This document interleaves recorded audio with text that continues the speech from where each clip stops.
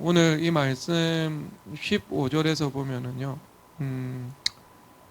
너희는 강 저쪽에서 섬기던 신들이든지 너희가 거주하는 땅에는 아무리 족속의 신들이든지 오늘 택하라 라고 말씀을 하고 있습니다. 이 말씀을 이 반어법으로 이해해야 되지 않겠습니까? 하나님께서 언어의 형태와 특성을 만드시고 또 어법 가운데 하나님께서 반어법을 만드셨잖아요. 이 반어법을 이해하지 못하면 하나님의 마음을 오해하게 되죠. 성경에서 내가 사도 바울 선생님께서 복음을 부끄러워하지 아니하노니 라고 말씀하시잖아요. 이것은 단지 복음을 부끄러워하지 않지만 그렇다고 해서 자랑하는 것도 아니다 라고 해석할 수가 없겠죠. 이 부정을 통한 강한 긍정이죠. 내가 이것은 복음은 대단히 자랑한다 라는 의미로 받아들여야 할 것입니다.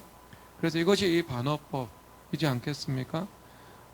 하나님께서 그 호세아서 말씀에서 보면은 너희들은 내 백성이 아니고 내 자녀가 아니다 라고 말씀을 하고 계시거든요. 그 말씀은 충격요법이죠.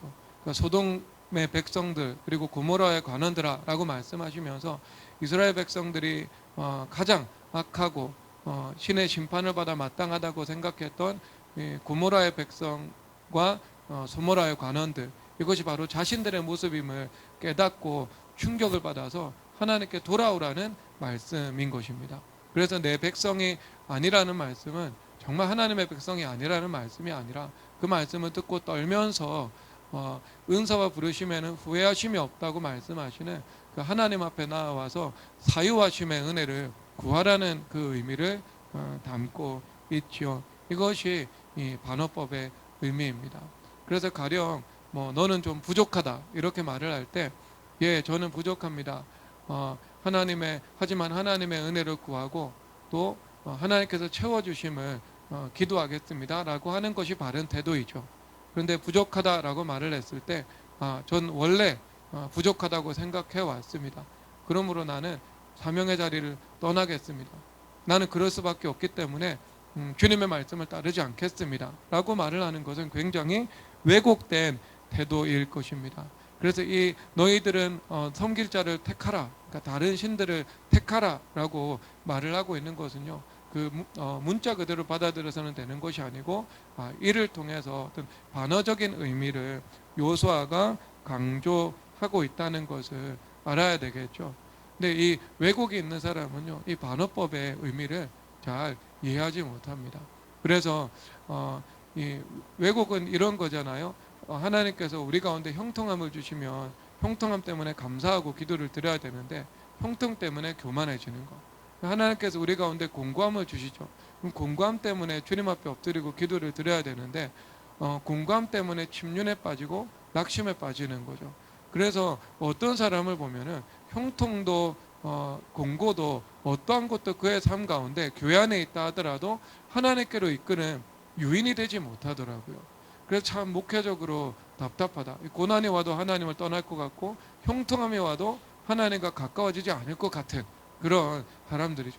정말 다루기 힘든 사람들. 그러니까 이런 사람들은 이 삶 속에 이 열매가 없습니다. 그러니까 교회를 계속 다니고 살아도 열매가 하나도 없습니다. 그런데 우리가 하나님께서 원하시는 것은 그런 왜곡된 태도가 아니겠죠. 하나님의 그 마음을 우리가 바로 이해하고 형통함을 주실 때 겸손히 주님 앞에 영광 올려드리고 또 공고함을 주실 때 주님 앞에 엎드려서 더 가까이 나아갈 수 있는 그 태도를 하나님께서 기뻐하시고 모든 여건을 통해서 하나님을 가까이 하게 되므로 그 사람의 모든 인생은 하나님의 선하심 그리고 하나님의 복만이 온전히 남게 되겠죠. 그래서 우리가 하나님께서 이런 말씀을 주실 때 잘 반응을 해야 됩니다.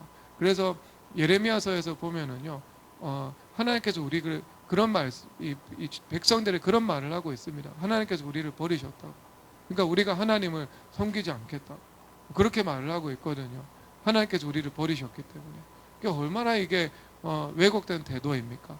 하나님께서 버리신 바가 없고 그들의 죄악이 그들의 스스로 하나님의 심판, 그 하나님과의 거리를 두게 만들어 놓았는데요. 주님 앞에 자신의 잘못을 회개할 생각은 하지 않고요. 마치 선지자들에게 잘못이 있고 하나님께 잘못이 있는 것처럼 반응하면서 나아가는 것. 이것이 목회를 하면서 드물지 않게 하지만 흔하지도 않지만 이 보게 되는 일인 것 같습니다. 그래서 이 말씀을 하신 것은 이 어떤 극단적인 이 반어법으로 너희들이 우상을 숭배하라는 말이 아니라 여호수아처럼 나와 내 집은 하나님만을 섬기겠다라는 고백으로 나아오기를 원하고 있는 말씀입니다. 그래서 여호수아께서 말씀을 하시죠. 나와 내 집은 여호와를 섬기겠다, 이런 말씀을 하고 계십니다. 지난번에 임태호 선교사님 오셔서 말씀을 전하고 가셨잖아요. 같이 커피 공방에서 차를 마시는데요. 대화를 하다 보니까 여러 알지 못했던 사실들을 알게 되더라고요. 제가 마산 사람이라고 하니까 마산고등학교를 나왔대요. 제 고등학교 선배님이잖아요. 제가 선배님 이렇게 말을 하니까요, 자기는 뺑뺑의 세대는 후배 취급 안 한다고 하죠. 그 세대는 마산고등학교 들어가면은요, 서울대 3분의 1, 연세대 고려대 3분의 1, 그리고 최하위권 3분의 1이 부산대 가던 시절이었거든요. 서울대 기본 120명을 들어갔습니다. 그러니까 나 같은 사람하고는 상종할 수 없다라는 것이었고, 말씀은 하지 않으셨지만은 공부는 최소 연세대 이상 나왔다, 제가 이렇게 느껴지더라고요. 그러니까 마산고등학교 나왔다 그러면 일단 기본 연세대 이상 다 나왔거든요, 그 시대는요. 그러니까 상당히 공부를 잘했던 분인 것 같아요. 근데 선교사님께서 말씀하시더라고요. 선교사님 나온 신학교에서 교회 모시받기도록 강조했던 게 첫 번째가 예수님, 두 번째가 가정, 세 번째가 사역이라고, 이렇게 말을 했다고 하더라고요. 그러면서 그 신학교로 나온 이 사역자들은요, 이 틀 안에 다 가두어져 있는데 정말 이것은 어떤 사역에 생명을 걸어야 하는 일들이고 자기 부인이 필요한 일인데, 그 자기 부인을 하지 않고요, 가정이 두 번째 우선순위라는 말씀으로 사역을 그 가르침에 입각해서 사역을 뒷전으로 놓는 경우가 있어서 참 안타깝다, 그런 생각이 만연해 있다라고 말씀을 하시더라고요. 여러분, 그러면 여러분, 이것은 성경적으로 우리가 봐야 되지 않겠습니까? 성경에서 과연 예수님, 가정, 사역이라고 기계적으로 분리를 하고 있을까요? 여러분, 그렇지 않습니다. 왜냐하면은 누가복음 14장 26절 27절에서 이렇게 말씀하시는데요, 제가 읽겠습니다. 무릇 내게 오는 자가 자기 부모와 처자와 형제와 자매와 더욱이 자기 목숨까지 미워하지 아니하면 능히 내 제자가 되지 못하고, 누구든 자기 십자가를 지고 나를 따르지 않는 자도 능히 내 제자가 되지 못하리라. 여러분, 이 말씀은 어떻게 해석할 건데요? 예수님의 제자가 되어서 지금 사역의 길을 걸어가는 제자들을 향해서 말씀을 하고 있잖아요. 예수님의 12제자들, 배와 아버지를 버려두고 예수님을 따른 분들, 그 분들을 향해서 말씀하고 있는 것 아니에요? 너희들이 부모와 처자와 전토, 형제 자매 이런 것들까지도 미워해야 된다. 그러니까 예수님보다 더 사랑하고 우선순위에 놓아서는 안 된다고 주님께서 말씀을 하고 있는 것이지 않겠습니까? 이건 어떻게 설명하겠습니까? 또 아브라함이 하나님 앞에 이삭을 바쳤잖아요. 그러면 여러분, 그 관점에 의하면 우리가 이삭 못 바치는 거죠. 이삭 주님 앞에 드리지 못하는 거죠. 그래서 여러분, 하나님께서 이렇게 명령하실 때는요, 따라야 됩니다. 이강 목사님께서 한 네팔 선교사님 말씀을 하시더라고요. 네팔 선교사님 부부인데요, 하나님께서 명령하셨습니다. 이 산지로 올라가서 이 선교 사역을 하라라고 하셨는데요, 보니까 그 산지로 올라가면은 자녀를 학교에 보내지 못하고 홈스쿨링을 해야 되는 상황이 온 거예요. 그러다 보니까 하나님의 명령을 거부하고요, 안 올라갔습니다. 안 올라가니까요, 어떤 일이 벌어졌는가? 하나님께서 그 두 자녀를 데려갔습니다. 그래서 이 선교사님 부부가 주님 앞에 회개하고 올라가셨다, 이렇게 말씀을 하고 있거든요. 여러분, 그러면 이 선교사님이 주님 앞에 믿음으로 반응해서 올라갔습니다. 올라가면은요, 저녁 교육이요, 주님 책임져 주셨죠. 홈스쿨링을 하든 아니면 이 지역 밖에 있는 학교로 주님께서 보내시는 길로 인도하시든 주님께서 반드시 그렇게 하셨을 거예요. 여러분 또 반면에 하나님께서 가정을 돌보는 것을 무시하지도 또 않는다는 사실을 기억해야 되겠죠. 그래서 에베소서 5장에서는요, 부부의 하나됨을 통해서 교회와 그리스도의 하나됨을 설명하고 있잖아요. 그래서 부부가 서로 화목하지 않은데 만약에 어떤 이 사역을 열심히 감당을 해 나간다, 언젠가는 그 문제가 터질 수밖에 없다라고 말을 하는 거잖아요. 그래서 성경 주님께서 말씀하시잖아요. 디모데전서 3장 5절, 감독의 자격에 대해서 사람이 자기 집을 다스릴 줄 알지 못하면 어찌 하나님의 교회를 돌보리오 라고 말씀하고 있습니다. 그러니까 먼저 수신하고 그 다음에 가정을 다스리는 거, 그 다음에 이것이 군자의 동목이 아니고요, 목민심서에 나오거든요. 이 내용이 목민심서의 내용이 아니고요, 성경의 내용이기도 한 거예요. 그러면 이 성경의 도리에 입각해서 보면 우리가 남편과 아내 그 위치와 질서 속에서 하나님께서 주신 의무와 책임을 충실하게 감당하는 것도 주님께서 원하고 계시는 사실인 것이지요. 그러니까 우리가 이것을 잘 면밀하게 어떤 입체적인 각도에서 조망을 해야 되는 것을 말씀을 해주고 있습니다. 그래서 가정을 하나도 돌보지 않고 가정에 불화가 가득하고 자녀들이 복종하지 않고 그런 상황에서 내가 사역만 계속하고 있다, 그랬을 경우에 그 사역이 정말 하나님께서 주시는 폭발적인 열매가 있을까? 저는 동의하지 않습니다. 왜냐하면 하나님께서 남편이 부모를 떠나 아내와 합하여 한 몸이 된다고 말씀을 하셨잖아요. 그래서 이 보시기에 좋은 한 몸이 된 상태에서 사역을 감당해 나가는 것이지 않겠습니까? 그러면 이미 이 가정생활 가운데에서 불화가 있는데요, 주님께서 성경적인 화목이 없는데 어떻게 그 기름 부으심이라는 것이 흘러가서 다른 가정 또한 주님 앞에 바로 세워지게 되는 그런 일들이 벌어지게 되겠습니까? 그렇죠? 불가능한 일이 되는 거예요, 사실상. 아니면 독신으로 살아가는 걸 주님께서 원하시는 것이고, 그래서 이런 관점에서 볼 때는요, 가정도 주님께서 절대로 무시하지 않으신다는 것은 사실이라는 거죠.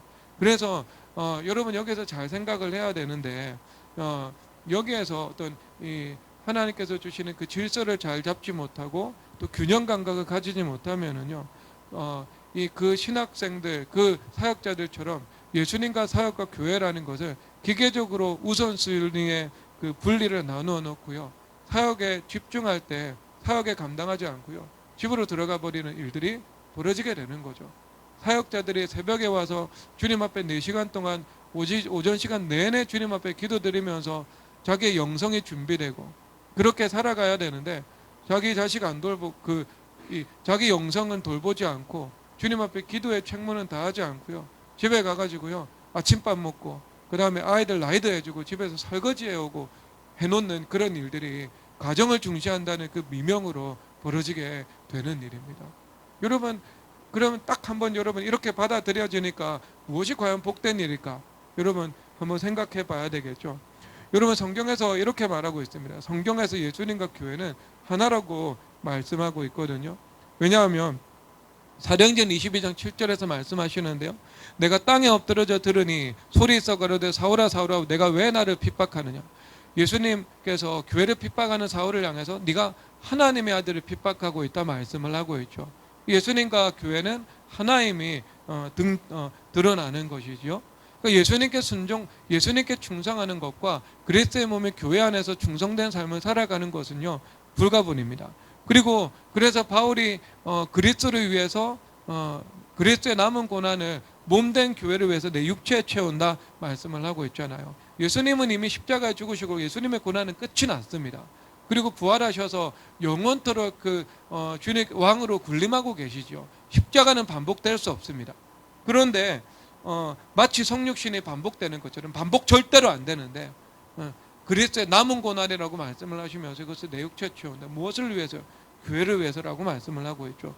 그러니까 하나님께서는요, 우리 모두가 하나님께 충성된 종이 되기를 원하심을 말씀을 하고 있습니다. 그러면 하나님께 충성된 일이 되는 것은 하나님께서 그 결과적인 측면에서 우리에게 주시는 분복이 없는가? 아닙니다, 여러분.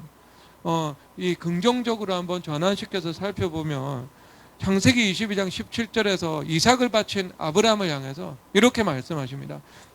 내가 내게 큰 복을 주고 내 씨가 크게 번성하여 하늘의 별과 같고 바다의 모래와 같게 하리니 내 씨가 그 대적의 성문을 차지하리라.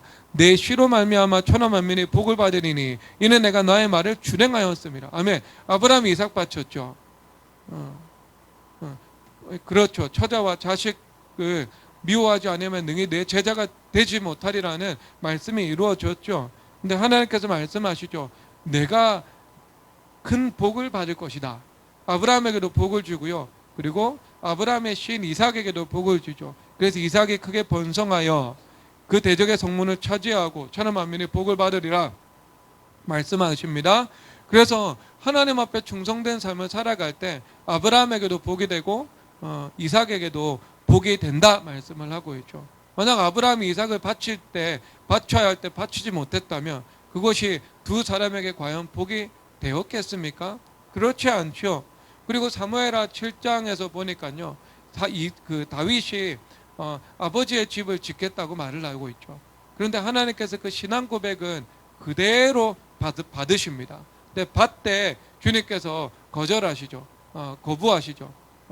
아니다. 너의 자녀 때 이 집을 세우게 될 거다. 너는 전쟁에 피를 많이 흘린 사람이기 때문이다. 라고 말씀을 하십니다. 근데 그 말씀만 하면 다윗이 거절감을 가지지 않겠어요? 그러니까 주님께서 이렇게 말씀하시는 거예요. 내가 너의 집을 지어주겠다. 말씀하시죠? 그러니까 다윗이 하나님께 충성됐죠. 하나님께 충성되니까 하나님께서 그의 집을 세워주시겠다고 분명히 말씀하고 있는 것입니다. 그래서 우리가 가정도 돌봐야 되지만 가정과 자녀들에 대한 마땅한 가장과 엄마의 책임을 다하는 것이 성경적인 선이지만 그런데 기계적으로 사역과 가정을 나누어 놓고 가정 그 다음에 사역이라고 말하는 것은 성경의 정신에 비추어서 볼 때 타당하지 않다 이것을 말씀을 하고 있는 것입니다. 그래서 살펴보니까요 내 가정에게도 내 자녀들에게도 가장 복된 일이 무엇인가?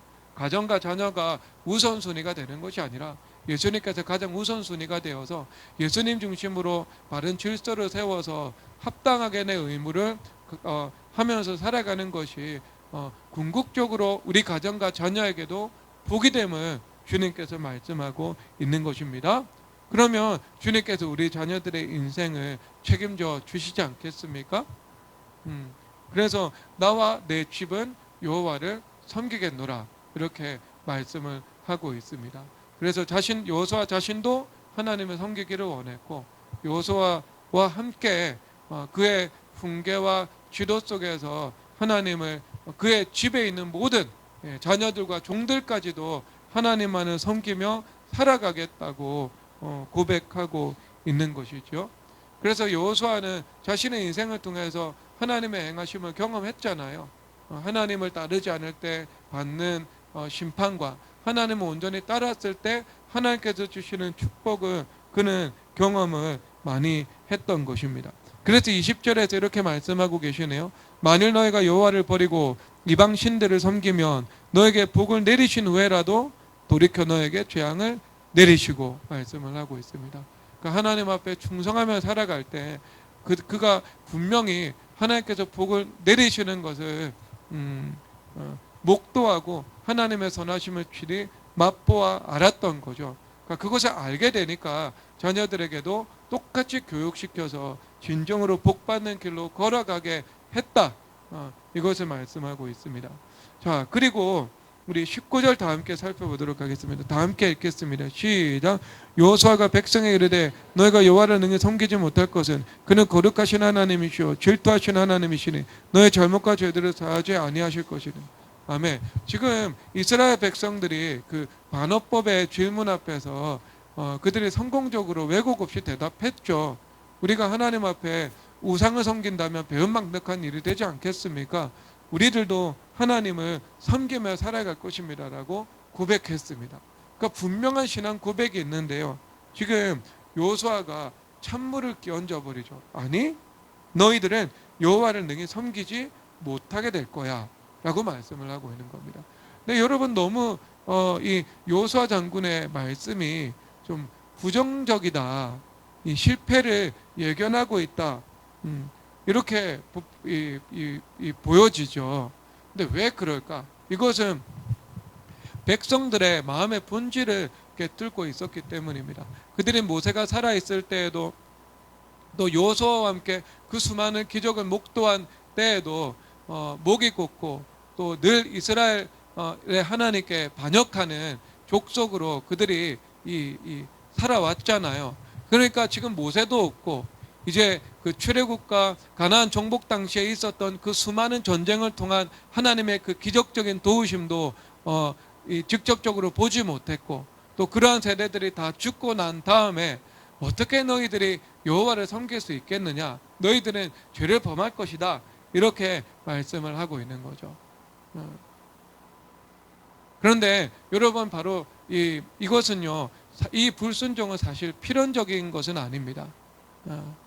선택지가 주어져 있어요. 그러니까 그들의 이 순종에 실패하는 것이요, 마치 운명 지어진 일처럼 생각해서는 안 되겠죠. 왜냐하면 오늘 이 말씀에 분명히 택하라라고 말씀을 하고 있거든요. 그러니까 선택의 가능성이 있어서 그들이 하나님의 말씀에 순종하는데 성공하지 못할 수도 있고요.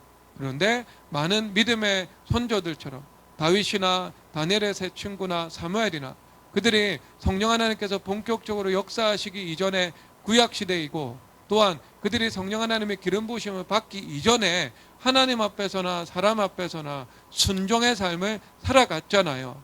그러니까 만약 하나님의 그 백성들이 하나님을 가까이 하면서 하나님의 은혜를 간절히 구하며 살았더라면 그들도 하나님의 계명을 지키는 일들에 실패하지 않고 승리할 수 있었을 것입니다. 그래서 이 두 가지의 선택지와 분명한 답지가 존재했죠. 그런데 그럼에도 불구하고 대부분의 이스라엘 백성들은 여호와 하나님을 섬기는 것보다 우상 숭배를 따르는데 좀 더 빈번하게 선택하는 것을 그들의 역사를 통해서 볼 수 있게 되는 거죠. 그렇다면 왜 그들이 이렇게 실패의 길로 가게 될까?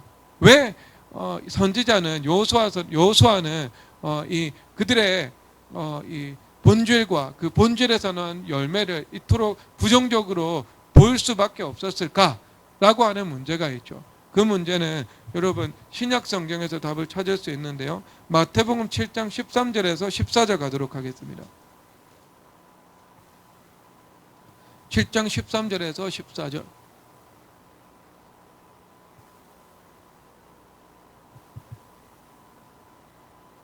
다 함께 읽겠습니다. 시작. 좁은 문으로 들어가라. 멸망으로 인도하는 문은 크고 그 길이 넓어 그리로 들어가는 자가 많고 생명으로 인도하는 문은 좁고 길이 협착하여 찾는 자가 적음이니라. 아멘. 넓은 길은 많은 사람들이 들어가고 좁은 길은 찾는 자가 적다라고 말을 하고 있습니다. 그러면 인간의 본성의 관점에서 좁은 길이 더 맞습니까? 아니면은 넓은 길이 좀 더 맞고 또 더 매력적입니까? 당연히 본능적으로 볼 때 깊이 생각하지 않고 판단할 때는 넓은 길이 더 좋아 보이는 것이 분명한 거예요.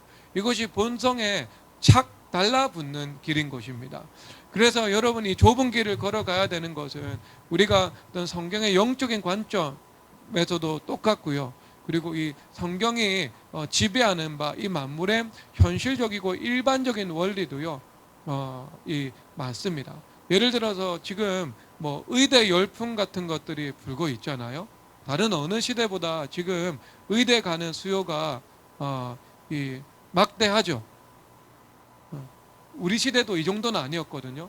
공부 잘하면 뭐 서울대 공대도 들어가고 카이스트도 들어갔는데요. 지금은 최상위권이 무조건 의대로 다 가버리게 되었거든요. 그러니까 예전에 서울대 가는 사람이면 지금 다 의대를 가려고 하는 그 지향성이 매우 강해졌습니다. 여러분 그런데 우리가 성경의 관점에서 보면은요, 모든 사람들이 찾기 시작할 때는요, 그 길을 피해야 할 때입니다. 피해야 할 때요. 그리고 다른 사람들이 찾지 않는 길을 걸어갈 때요, 그것이 나중에 어떤 대성하는 길이 됩니다. 왜냐하면 여러분 이게 우리 주식 투자 같은 걸 보면 알 수 있잖아요. 그 미국의 이 가치 투자의 개념을 처음으로 만든 사람이 이 벤저민 그레이엄이라는 교수입니다. 이분의 제자가 워렌 버핏이라는 사람이잖아요. 이분이 투자의 핵심 원리로 가르친 게 뭐냐 하면은요, 그 주식의 이 주식의 총액, 주가 총액, 그렇죠. 주가 총액이라고 말을 하죠. 제가 단어가 갑자기 생각이 안 나네요. 시가총액. 내가 갑자기 단어가 생각 안 났어요. 시가총액이 한 1조 정도 되면, 그러니까 주식에서 거래되는 그 회사의 총량입니다. 그러니까 그 회사의 100% 소유권을 가지려면 1조가 필요하다는 거죠. 그런데 실제 회사의 자산 가치가 2조 정도 됩니다. 그러면 이 회사에 투자해도 손해는 거의 없을 것이고 장기적으로는 반드시 이익이 된다는 거죠. 왜냐하면 실제 가치보다 주식 가치가 낮게 평가되어 있으니까요. 그러면 그 실제 가치하고 주식 가치는 서로 균형을 맞추려는 속성을 가지고 있지 않겠어요? 그러니까 나중에는 이 주식 값이 오른다는 겁니다. 그래서 이 가치 투자의 개념을 그가 설정하고 난 다음에요, 가장 중점적으로 주식 투자할 때 그 투자 회사에 있는 직원들이 하는 것은요, 그 실제 가치를 분석하는 작업입니다. 그래서 현재 주식 가치하고 비교해서 적으면 투자하고, 그런데 실제 가치보다 주식 가치가 더 높으면 아무리 그 회사가 유망해 보이고 또 이 붐업이 일어나고 있다 하더라도 투자하지 않는 것. 이게 가치 투자죠. 그런데 그 벤저민 그레이엄이라는 사람이 어떻게 말을 하고 있냐 하면은요, 현명하지 못한 이 투자자는 주식 시장에서 사람들이 다 빠져나가서 붕괴되었을 때 그때 함께 빠져나가고, 그리고 주식 시장에 사람들이 많이 몰려들어서 이제 과열되어서 투기 수준이 되었을 때 함께 투자한다, 이렇게 말을 하고 있는 거예요. 그러니까 현명한 투자자는 무엇입니까? 사람들이 우후 빠져나갈 때 투자하는 사람들, 그리고 사람들이 우후 몰려올 때 빠져나가는 사람들, 이 사람이 훌륭한 투자자라는 거죠. 그러니까 일반 그 주식 투자의 원리에 있어서도요, 그 좁은 길과 넓은 길에 이 하나님의 법리가 그대로 이 통용되는 것을 우리가 보겠죠. 그러니까 우리가 사람들이 일반적으로는요, 사람들이 그렇게 반응하지 않죠. 넓은 길을 걸어가고 또 매력적인 선악과를 먹고요, 지금 현재 눈에 보기에 좋아 보이고 또 쉬워 보이는 길을 선택하는 것이 사람들의 기본적인 생리인 것이죠. 그래서 믿음보다는요, 사람들이 세상을 선택할 때가 많죠. 그렇죠. 온전한 11조 드리는 것보다는요, 그 11조만큼 내가 소유해서 그것으로 자녀들의 교육비 쓰려고 하는 것들이, 뭐 교회 다니면서도요, 그런 사람들이 우리 교회는 없지만 다른 교회는요 분명히 있습니다. 그리고 사람들이 산기도에서 하나님의 은혜를 공급받아 안식과 또 성실의 삶을 살아가기보다는요, 그냥 전투적으로 투쟁하듯 자신의 삶을 살려고 하죠. 여러분, 그러한 자영업자들 뭐 한둘이 아니지 않겠습니까? 1년 365일 안식 없이 일하는데 몸은, 건강은 피폐해지고, 그리고 소득은 없고, 소득을 얻어도 다 잃어버리고, 그런 일들이 뭐 너무나도 많이 존재하는 것 같습니다. 그래서 우리나라 뭐 이 자영업자들의 폐업률이 매우 높다고 하잖아요. 폐업률이 제가 볼 때 사업하는 법리를 보면은요, 높을 수밖에 없어요. 그리고 뭐 우리가 하나님께서 복 주시는 터전인 교회 안에서 살아가면 좋잖아요. 그러면 그 생명으로 살아갈 수 있는데, 교회 안에 살기보다는 내가 조기 축구에 나가고 골프 치러 나가고 또 레저 활동에 종사하면서 그 시간을 마음대로 쓰고자 하는 그런 욕구들도 훨씬 더 많죠. 그래서 약속이 땅을 무시하지 않고 또 약속으로 삶을 살아갈 때 분명히 땅에서 열매 맺는다고, 하지만 시간이 지난 후에 열매를 맺는다고 주님께서 말씀하시는데요, 내가 눈앞에 열매를 얻기 위해서 약속보다는 세상의 힘에 의지해서 살아가는 것들이 얼마나 많은지 모르겠습니다. 그리고 배우자를 선택할 때도요, 하나님께서 주시는 그런 믿음을 구하고 선택하지 않고요, 그냥 제 감정대로 좋아 보이는 대로 선택하기도 하고요, 믿음 있는 가난한 사람보다는 믿음 없는 부자를 좋아하는 사람들이 교회 안에서도, 우리 교회 안에는 없지만 또 많은 것이 현실입니다. 그런데 이렇게 넓은 길을 추구하는 것은요, 인간의 본성적인 죄성에서 나온 일이죠. 그래서 우리는 어떻게 해야 되는가? 극복하려면 뿌리부터 복된 것을 볼 줄 아는 그런 영적인 통찰력이 있어야 되는 것이고, 또 성령 하나님께서 주시는 믿음이 있어야 되죠. 그리고 본래 우리가 좁은 길을 선택할 때는요, 저항이 있습니다. 세상의 방해가 있거든요. 근데 그 세상의 방해에도 불구하고 그것을 끝까지 밀고 나갈 수 있는 그 은혜의 힘을 주님 앞에 간절히 구해야 되는 것을 말씀을 하고 있죠. 그래서 우리가 살아가다 보면 이 넓은 길과 좁은 길에 이 갈등에 직면하기도 하거든요. 그런데 그때 넓은 길을 버리고 좁은 길을 선택하는 것이 쉽지 않고요. 그리고 생각보다 꽤 큰 이 넓은 길의 압력에 우리가 부딪히게 된다는 것을 우리는 경험해 본 사람들은 다 알고 있죠. 그런데 그럼에도 불구하고 우리가 아브라함처럼 믿음의 좁은 길을 선택하며 나가야 할 것입니다. 자, 근데 이제 문제는 이제 이 문제잖아요, 이게. 이스라엘 백성들도 좁은 길 가는 것보다 넓은 길 가는 걸 더 편안하게 생각하고 좋아했다. 이게 핵심이지 않겠습니까? 이게 인간의 본성이라고요. 그러면 이것을 해결할 수 있는 길들이 있을 텐데요. 성경에서 그것을 제시하십니다. 예레미야서 29장 가보도록 하겠습니다.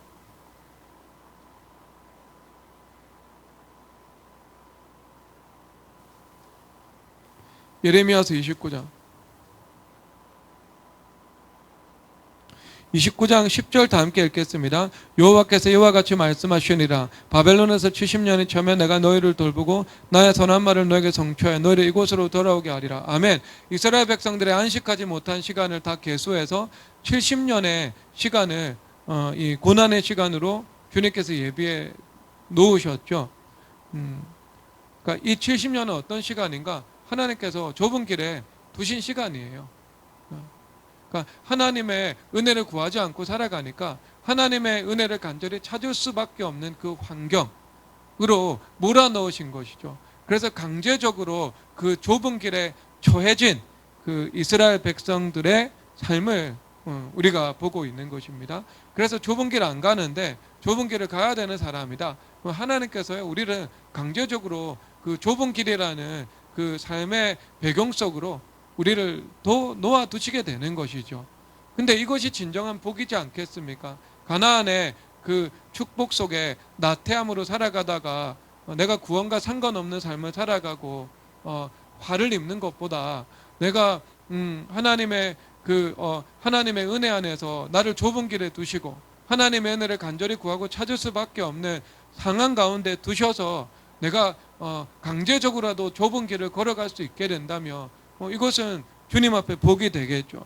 그래서 좁은 길이라는 것이 무엇인가? 지금 이스라엘 백성들이 그래도 어떤 신앙의 기본 지식과 하나님께서 살아계시다는 그 인식은 있었잖아요. 그들의 법이 틀렸고 길이 틀렸지. 그런데 이런 환난 가운데 부딪히다 보니까요, 보통 우리 대한민국에 있는 사람들이 환난 가운데 예수님 찾게 되고 교회 나오게 되거든요. 그러니까 똑같은 현상이 일어난 거예요. 바벨론 70년의 세월 동안 하나님을 그 전 700년의 시간보다 훨씬 더 간절하게 주님을 찾게 된 거죠.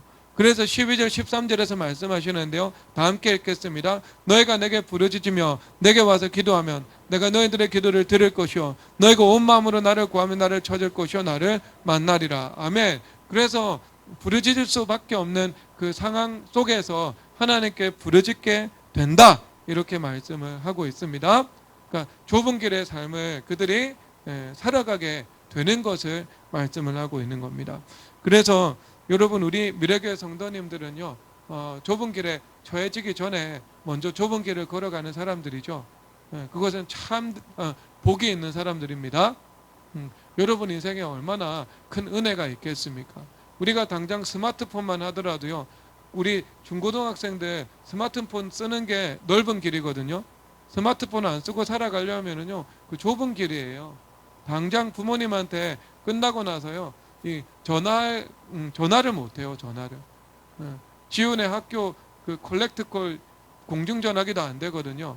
그래가지고 어떤 날은요, 그 40분까지 언제나 약속을 하는데 40분에 은행 앞에 나와서 기다리고 있는데요. 10분을 기다려도 엄마가 안 온 거예요. 그래가지고요, 그, 까먹은 거예요, 나사모가. 그래서 집까지 거의 걸어갔잖아요. 혼자서. 그 얼마나 속에 열 받았겠어요. 제 심리를 생각해 보면 아주 열 받았을 거다. 그래가지고요, 그날 돌아와서 무슨 일을 했냐 하면은 엄마 스마트폰에다가 2시 30분 월화 목금 그리고 수요일 날에는 뭐 2시 10분 이렇게 알람을 다 맞춰놓고 갔어요.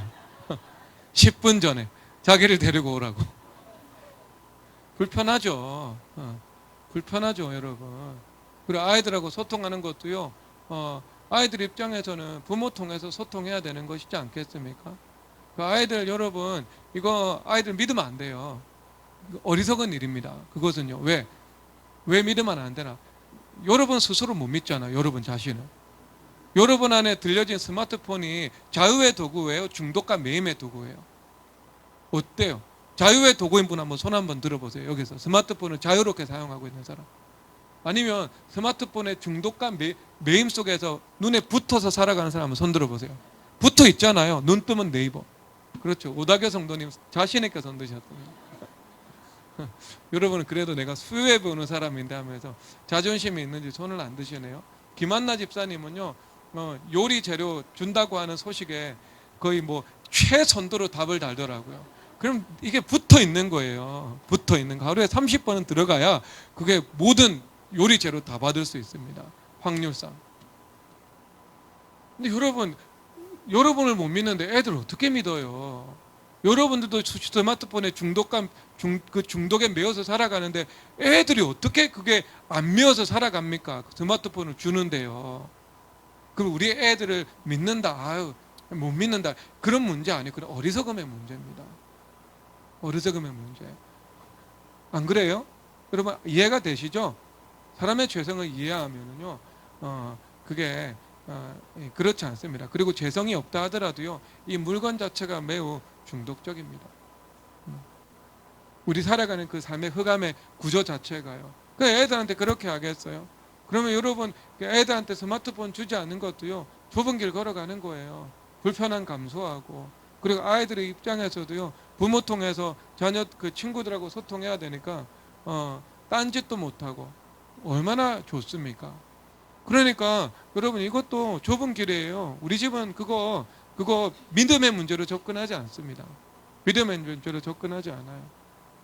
그것은 어떤 지혜와 방어의 문제로 접근을 하는 겁니다. 그 대신 아이들에게 풀어주고 주는 자유와 사랑은요, 또 많이 있는 것이지요. 그리고 우리 교회 사례도 있잖아요. 우리 주영이가 엄마 카톡으로 이 19살 때까지 고3 때까지 소통했잖아요. 엄마 카톡으로.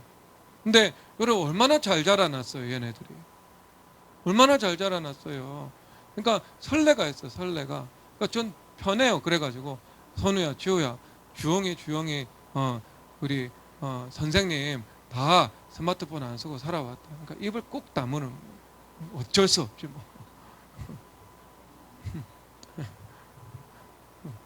서약을 하기도 했고 이광욱 목사님하고. 그러니까 아빠 원대로 안 된다는 것도 애들이 알고 있으니까 제가 원망 안 받아서 참 그건 유익하고 목사님께 감사. 내 힘으로 안 된다, 스마트폰. 내 힘으로 너희들은 허락 못 한다. 아빠도 허락 받아야 되는 거 알지? 그러니까 불편해도요, 감수하는 게 복된 일입니다. 자, 그러니까 여러분 자녀, 제가 그 믿음의 문제하고 상관없어요. 네. 그런 여러분 자녀들 뭐 죄범한다고 해서 애들 내가 덜 믿고 그러지는 않아요. 애들 안에 있는 죄성을 알기 때문에 저는 그런 거 가지고 실망하거나 믿지 않고 그런 거 없어요. 뭐 선우도 죄 지었는데요. 저 얼마나 그때 여러분 30대 이상 맞았습니다. 그때 더 이상 더 맞았나? 근데 여러분 그러니까 우리가 어떻게 해야 되는가? 19절 다 함께 읽겠습니다. 시작. 19절. 여호수아서 24장 19절. 읽겠습니다. 시작. 여호수아가 백성에 이르되 너희가 여호와를 능히 섬기지 못할 것은 그는 거룩하신 하나님이시오 질투하신 하나님이시니 너희가 잘못과 죄를 사하지 아니하실 것입니다. 아멘. 그래서 능히 못한다 이렇게 말씀을 하고 있잖아요. 여기서 이 능히 못한다는 말은 성경의 용례에서 인간과 관련돼서 쓰여질 때는요, 인간 능력의 범위의 한계를 그을 때 사용되는 단어입니다. 그리고 하나님과 관련되어 사용될 때는요, 능히 감당할 수 있다라는 문맥 가운데 사용되는 거죠. 그러니까 이 말씀은 뭐냐면 you could not이에요. 너는 할 수 없다. 할 수 없다라는 거죠. 그러니까 너의 능력에 한계가 있으니 내 힘으로는 안 될 것이다. 이것을 말씀하고 있습니다. 그렇게 성경이 끝나면 안 되잖아요. 그래서 마가복음 10장 27절에서 뭐라고 말씀하시는가? 사람으로는 할 수 없으되 하나님으로는 그렇지 아니하니 하나님으로서는 다 하실 수 있느니라. 그러니까 하나님께서 하실 수 있는 거예요. 그러니까 여기서 성경이 끝마치면 안 되는 거죠. 왜? 성경은 입체적인 것이기 때문에 어떤 이 단면에서 이것을 부각시키지만 나머지 전체 면에서요, 여기서 한계가 있다면 그 한계를 극복하는 원리도 성경에서는 똑같이 제공을 하고 있는 것이거든요. 그러니까 그 성경 전체를 암송하고 있고 이해하고 있던 그 이스라엘 백성들의 관점에서는요, 이해할 수 있는 거야. 아, 여호수아 장군이 저렇게 말을 했다. 그러면 이것을 우리가 극복을 해야 되는데 그것은 어떻게 해야 되는 것인가? 지혜자들은요, 그것을 이해하고 있겠죠. 그래서 여러분 이것을 에스겔서 36장 26절에서 27절 찾는 것은 마지막입니다. 에스겔서 36장 26절에서 27절입니다. 어떻게 너희들이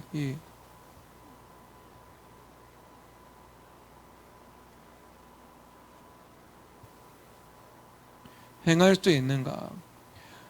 여러분 26절 7절 읽겠습니다. 일단 또 새 영을 너희 속에 두고 새 마음을 너에게 주리게 하리니 너희 육신에서 굳은 마음을 제거하고 부드러운 마음을 줄 것이며 또 내 영을 너희 속에 두어 너희로 내 율례를 행하게 하리니 너희가 내 규례를 지켜 행할지라. 아멘. 그래서 에스겔서의 배경은요, 어떤 배경이죠? 2차 포로된 백성들을 향해 주신 말씀입니다. 2차 포로됨에서 그리고 이제 장차 예루살렘에는 3차 마지막 심판이 임하게 될 것이고, 그러니까 그 심판과 심판 사이에 오목한 시기에서 어둠의 이 어둠으로 둘러싸여 있는 그 백성들에게 전하고 있는 거죠. 그러니까 희망적이고 긍정적인 내용은 거의 없는 그런 상황입니다. 그때 그들에게 소망을 말씀하시는데요. 이제 너희들이 바뀌게 될 것이다. 그러니까 여러분, 이런 관점에서 사람의 본질은요, 세 가지를 통해서 바뀝니다. 사람의 본질이 바뀌는 방법에 대해서 제가 말씀드렸죠. 지난 주일날. 첫 번째가 뭐라고 그랬죠? 첫 번째가 중생이라고 했습니다. 그리고 두 번째가 뭐라고 했죠?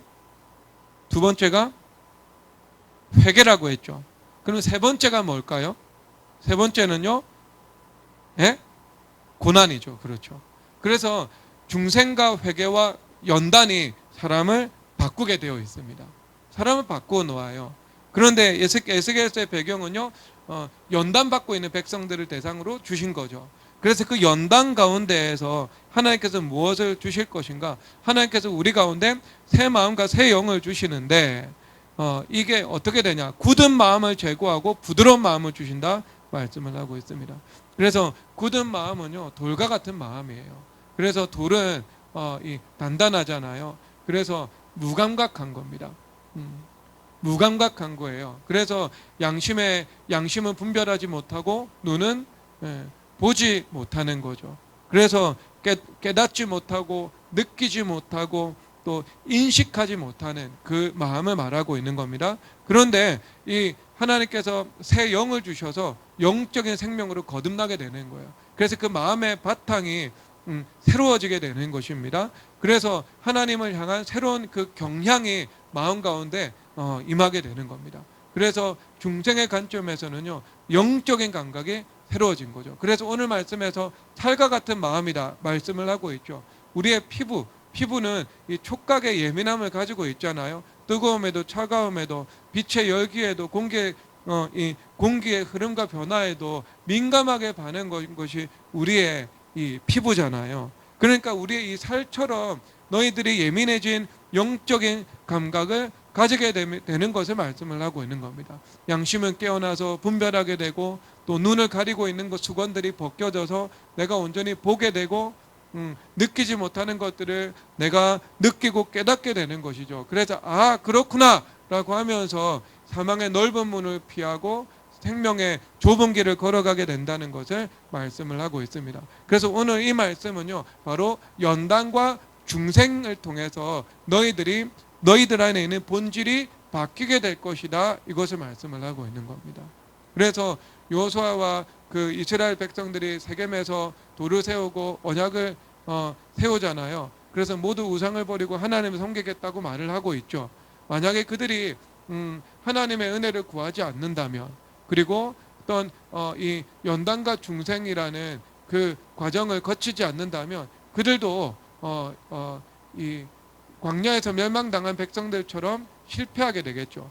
그런데 만약 그들이 구약의 백성들처럼 성소에 나아가서 간절히 하나님의 은혜를 구한다면, 아니면 신약의 백성들처럼 연단과 중생을 통해서 새로운 영적 본질이 심어지고 새로운 방향으로 살아갈 수 있게 된다면 그들의 인생은 달라지게 되겠죠. 그래서 오늘 가장 중요한 것이 무엇인가? 너희로 내 율례를 행하게 하리니 라고 말씀하고 있는 겁니다. 그러니까 이 말씀을 보면 그냥 문맥 그대로 보면 사역 동사 같잖아요. 행하게 한다, 이렇게 행하게 한다 이런 느낌으로 받아들이게 되잖아요. 그래서 뭐 예보미로 하여금 일본 선교를 가게 한다, 이런 느낌으로 받아들이면 되는 거죠. 그런데 여기에서는 이것도 어떤 하나님의 은혜의 지배가 분명한 일이죠. 사역동상 하게 하는 것이니까요. 근데 이 원문은요 이 사역의 의미가 아니더라고요. 원문은 뭐냐면은 너희가 행하게, 그러니까 너희가 행하게 너희로 행하게, 이것은요 이 목적어 구실을 하고 있습니다. 그러니까 너희가 행하도록 이라는 목적어 구실을 하고 있는 것이고요. 여기서 동사는요 무엇인가? 하리니라는 말인데, 이 하리니라는 말은요 창조하다, 만들다라는 그런 의미를 가지고 있는 단어입니다. 그러니까 이 말씀은 율법을 행하는 자로 만들어 주시겠다라는 말이죠. 그러니까 여러분 이게 훨씬 더 강도 높은 표현이죠. 어떤 하나님의 주권과 권능을 더 드높이는 느낌을 가지고 있죠.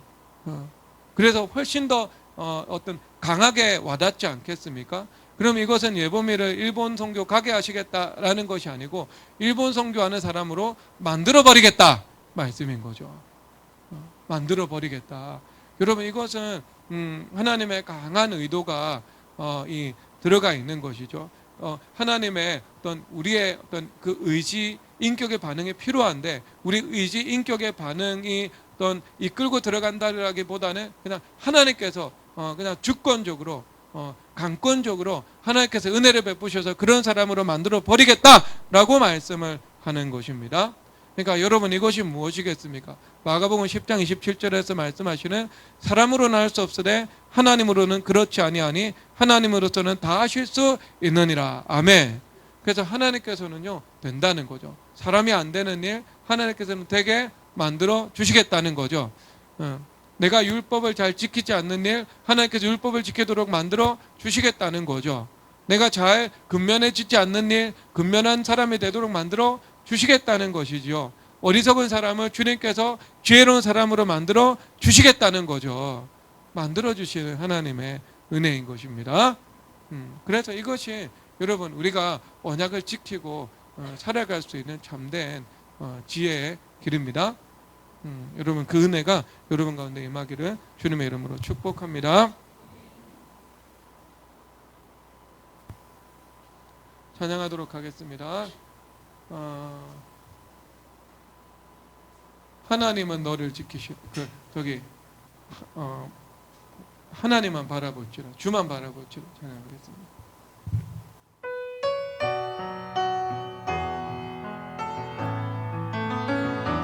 하나님의 사랑을 사모하는 자, 하나님의 평안을 바라보는 자, 너의 모든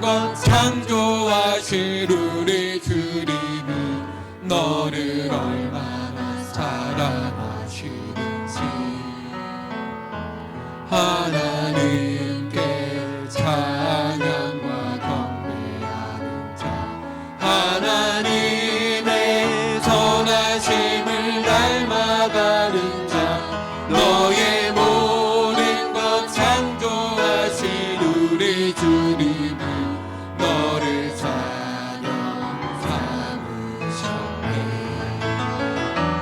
하나님 사랑의 눈으로 너를 어느 때나 바라보시고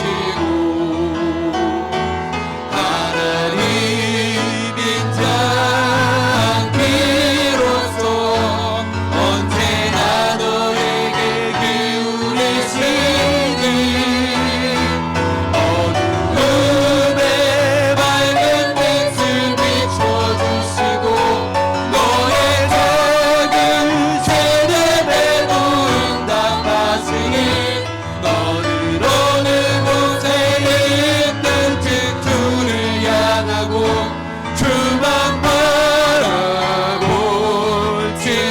하나님 사랑의 눈으로 하나님 사랑의 눈으로 너를 어느 때나 바라보시고 하나님인 자 함께로서 언제나 너에게 기울이시네.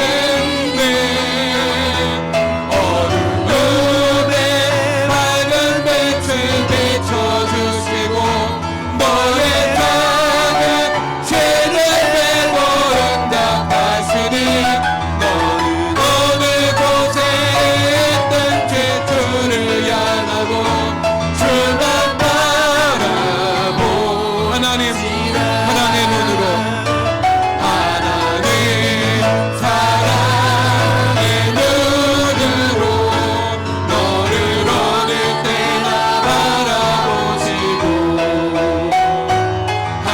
하나님인 자 함께로서 언제나 너에게 기울이시네.